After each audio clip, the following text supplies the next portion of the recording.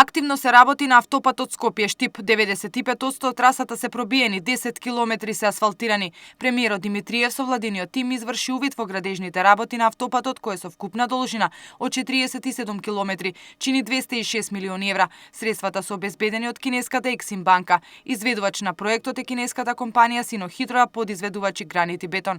Се работи на градбата на мостовите, на подпатници, надпатници, виадукти.